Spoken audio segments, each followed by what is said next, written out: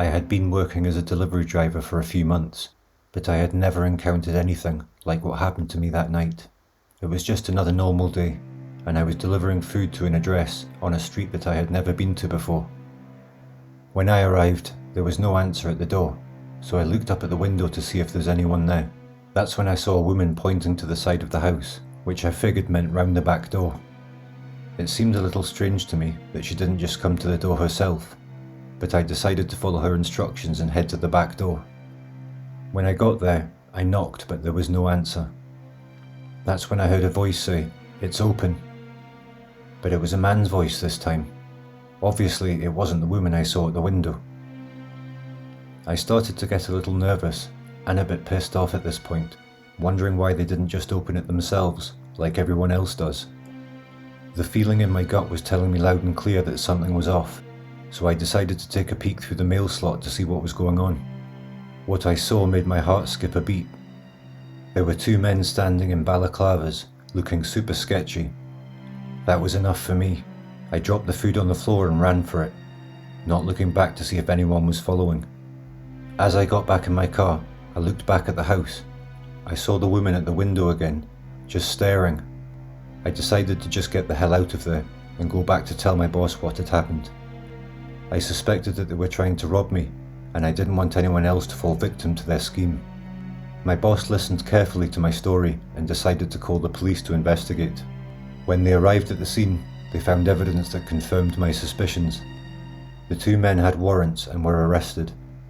I was relieved to know that they had been caught, but I couldn't help but think what could have happened if I'd been a little slower to react, or if I hadn't thought to check instinctively.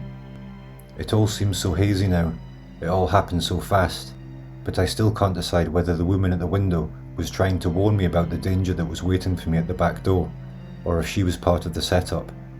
It was a close call, but it's made me more cautious on my deliveries.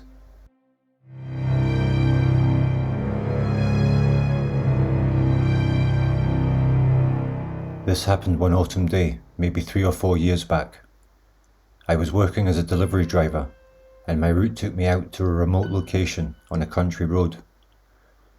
It was a beautiful drive, radio on, with the leaves changing colours and the sun shining down on me. The driving part is by far the best part of the job for me. The parts with stairs and boxes to carry are less enjoyable. I pulled up to an old farm with a few outbuildings and a main house. It was all a bit dilapidated and there was nobody around.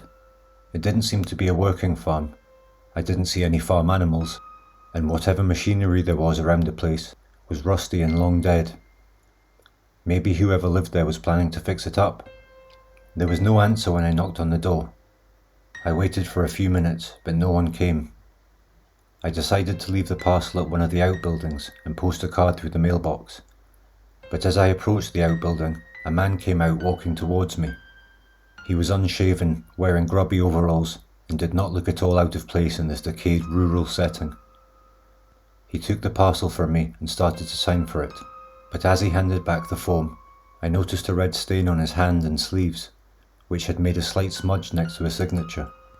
I didn't want to jump to conclusions, but I couldn't help feeling concerned. "Is your hand okay?" I asked him. He just looked at me all puzzled. "Your hand, is it okay?" I asked again, showing him the smudged foam. He gave me a weird look and said, "Been painting the outhouse here," and started wiping his hand on his overalls. He turned away with the parcel and went back into the building. I drove away, but the whole thing played on my mind. No way was it paint. I didn't see any other paint on him. It was unmistakably the colour of drying blood, which you might expect to see on a farm, but there were no livestock or farm animals nearby, so where did it come from? I decided to call the police just in case. The police got back to me, asking me to confirm the location, because they said when they arrived at the farm they found nothing. The owner of the property had died years ago, and the place had been abandoned ever since. So who was this man having parcels delivered, and what was he doing in that outbuilding, and whose blood was it on his hand? Of course I passed on the details of the parcel and the man's description, but never heard anything back. I was so creeped out. I never would have guessed that my routine delivery would turn into some freak mystery. I was worrying for a while, wondering if there's some way he might trace me back to where I live. Not having an answer can sometimes be the scariest thing.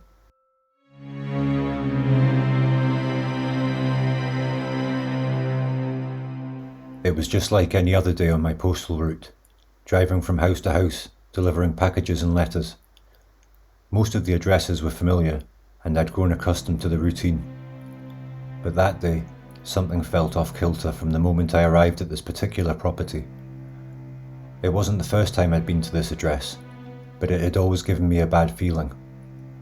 The house was a decaying structure, peeling paint, overgrown weeds, and a general sense of neglect that set it apart from the other homes on the block. I grabbed the parcel from my van and made my way to the front door and gave it a firm knock. Silence. I knocked again, a bit louder this time, but still there was no response. The parcel required a signature, so I thought to have a look and see if there was a back door. I walked along the gravel path that led to the side of the house, my footsteps echoing in the eerie silence. That's when I saw a young woman, dishevelled and looking sort of lost, aimlessly wandering in the overgrown backyard. My initial thought was that she might be intoxicated or under the influence of drugs, but not wanting to judge, I waved her over and explained that I needed her signature for the delivery. After all, I see all kinds of lifestyles on my deliveries, and it's really none of my business how somebody wants to live. The young woman approached me with an odd mix of confusion and fear in her eyes. She took the pen that I offered, her hand trembling as she signed her name on the electronic pad. As she handed it back to me, a man suddenly appeared from the back of the house. "Hey there," he shouted, waving at me. He was rushing over, trying to smile but clearly agitated and surprised to see me. The woman grabbed the package from my outstretched hands and turned back to the house. As I walked back to my postal van, my brain scrambled to make sense of what I had just seen. My first thought was not to get involved any further, but as I got in the van and went to submit the delivery on my device, I noticed the woman's signature. She had simply written, "Please help me," and her name underneath. My heart nearly stopped, and the rush of adrenaline started my ears ringing. I knew I had to act immediately, but didn't want to arouse suspicion by sitting outside in my van, so instead I decided to drive off just out of sight to the next property and called the police immediately, relaying everything I had witnessed to the dispatcher. Time seemed to stretch as I anxiously waited for the police to arrive. I kept a close eye on the property, worried that the man might realise that something was up and try to leave. When the officers finally showed up, I gave a statement and explained the situation in detail and watched as armed police entered the house. Moments later, the man I had encountered was led out in handcuffs and taken away. The police were obviously unable to share any details with me, but it was clear that the woman had been in some kind of danger, and I felt at least a small amount of relief for her safety. The news coverage in the following weeks shocked the community. The young woman had been missing from another city hundreds of miles away for over 2 years. The man was charged with kidnapping and a host of other fraud charges. The bravery of that young woman and the extremely fortunate timing of my delivery had led to her rescue.